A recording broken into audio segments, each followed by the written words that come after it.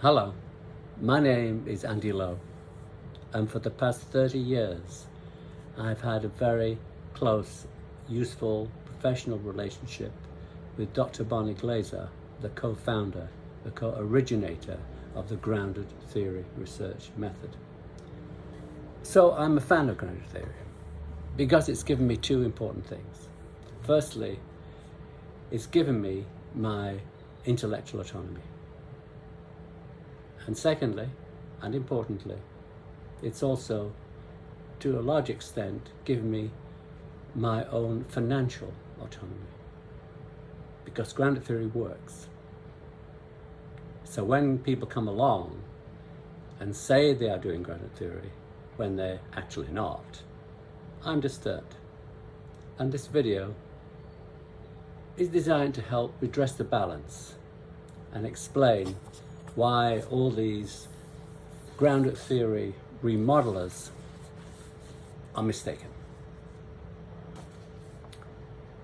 Let's begin in 2007, when there was a book published by Sage called The Grounded Theory, The Handbook of Grounded Theory, co-authored by Bryant and Chanes. They basically created a book out of 27 other people's versions of grounded theory. But when Glaser read the book, he found that of the 27 versions of grounded theory featured in the book, only 3 were actually about grounded theory. The other 24 were not. This puzzled Barney Glaser. Why would this be so? These are intelligent, talented academics. Why would they do this? So he decided to investigate. So he used one of the techniques embedded in the grounded theory method to try and discover the core variable that the 24 misguided grounded theory remodelers were important to them. And what he came up with was very interesting. He found the draw to grounded theory from these 24 grounded theory remodelers was the idea of jargonizing. They loved it. They loved it so much that they felt it okay to borrow the GT jargon and import it into their own different epistemological zones of comfort. So you may ask, why is that problematic? Well, it's problematic because when someone says they're doing GT, they should be. And also, I worry about early stage PhD researchers with the plethora, you might say explosion, of GT remodelers appearing. Very confusing. How do they know what's genuine and authentic? You have to go to the source. Glaser and Strauss' approach to grounded theory is the only authentic version of grounded theory, and all these other remodelers are doing something else. So, let's move to the next point. To begin with, let's remind ourselves what grounded theory delivers. First of all, it is, as you know, a robust, multivariate, modifiable, empirically based hypothesis using inductive latent pattern analysis, which answers 2 questions solely from the respondent's perspective. Firstly, what is the respondent's main concern? And secondly, how is this main concern being continually resolved?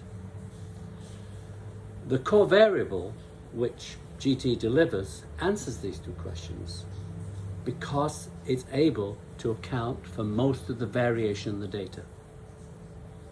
GT is not bound by the context where it was generated. It is transcendent. There are many examples of this. In my own postdoctoral research in Finland, I discovered a core variable within a Finnish bank, which later I found also occurs and was occurring inside a US oil company in Houston, Texas. It was completely transcendent, and that is what grounded theory delivers. So why does grounded theory matter? It matters because it's highly effective when used in situations where decisions have fateful consequences. Healthcare, life and death. Business, profit and loss. Law, freedom, imprisonment. Politics, the future, society, aviation, safety. But it has to be remembered that grounded theory is both iconoclastic and disruptive. It does not respect established academic norms because everything is viewed from that of the respondent. GT also demolishes the institutionalization of fiction as a means of perpetuating reality. Businesses really hate this. Core variables produced are often uncomfortable for policymakers. In my own PhD, when I was studying the survival of owner-run small hotels in the Scottish Highlands, I discovered some important elements for policymakers in terms of giving research and also economic grants to small businesses, which small businesses should receive it and which should not. So I had a conversation with the then Minister of Business and put it to him that instead of giving the entire population of Scotland a small amount of money just because they're small, why not give a rather constrained number of businesses larger amounts of money? And he said, well, Andy, that's great, but I'm a politician, I need votes. So I'd rather give a little to everybody than to those who need it.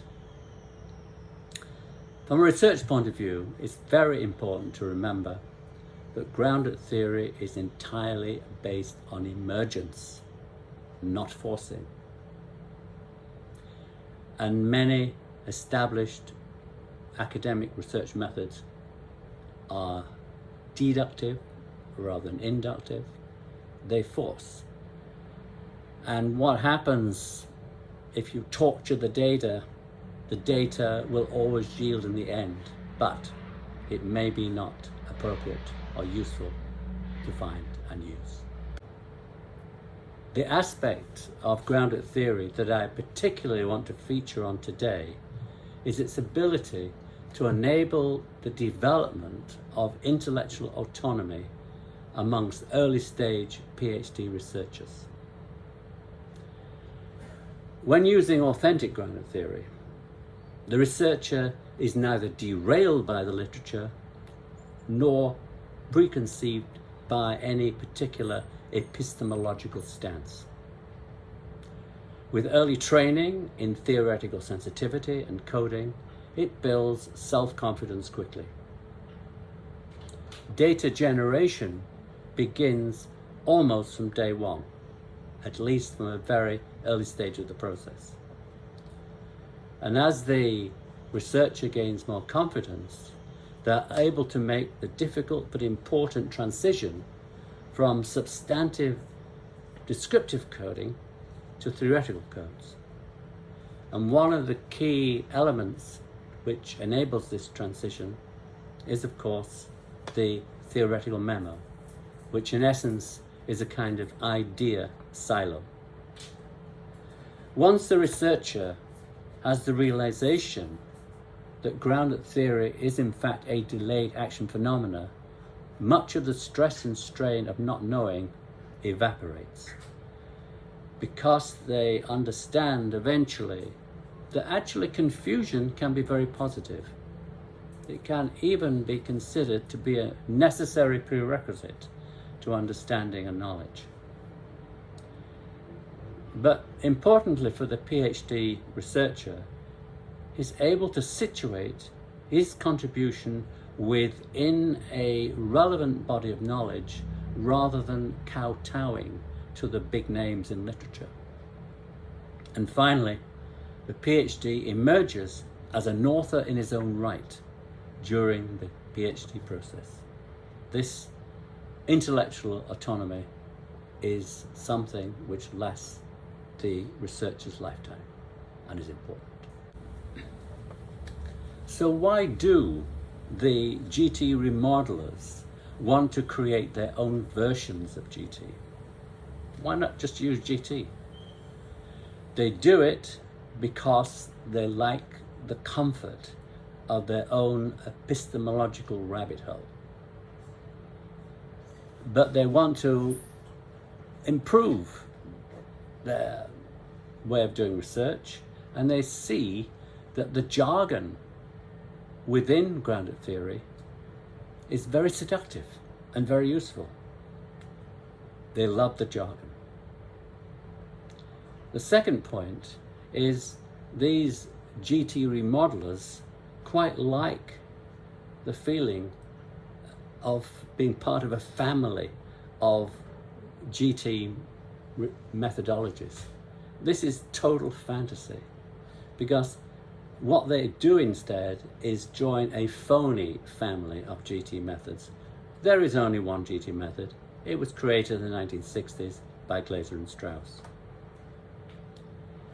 And finally, the GT remodelers like the ability to remain within their own epistemological zones of comfort whilst enjoying the status and credibility of being somehow associated with the grounded theory method. One of the most dangerous aspects of the presence of the GT remodelers is the likely stultification of the growth of the intellectual autonomy amongst early stage PhD researchers. I say this because their stance blocks the likelihood of the development of PhD intellectual autonomy in the early stages. Because when you are remodeling GT, frequently the data has to be pre-screened through unnecessary epistemological filters. It requires the researcher to pay undue homage to the literature prior to doing the research, and the researcher's focus is highly unlikely to be inductive, as the predominant paradigm is deductive research. And lastly, the professional interests of the research community will take precedence over the respondents concerned, and to do that is not grounded theory. So what is my advice to the GT remodelers? Are they a hopeless case? No, not at all. I think they can be rehabilitated. And the first step towards rehabilitation is to regain their own intellectual integrity by being more transparent about the nature of their own epistemological comfort zones. They should embrace these and write up their own research methodologies with candor. They should rename and relabel their current pseudo-GT approaches with more accuracy. For example, if you are a believer in constructivist GT, just change the label to augmented constructivism. And finally, and this is important, to all GT remodelers, have the grace to acknowledge the legitimacy of your chosen research method on their own terms instead of hijacking the jargon from other methodologies.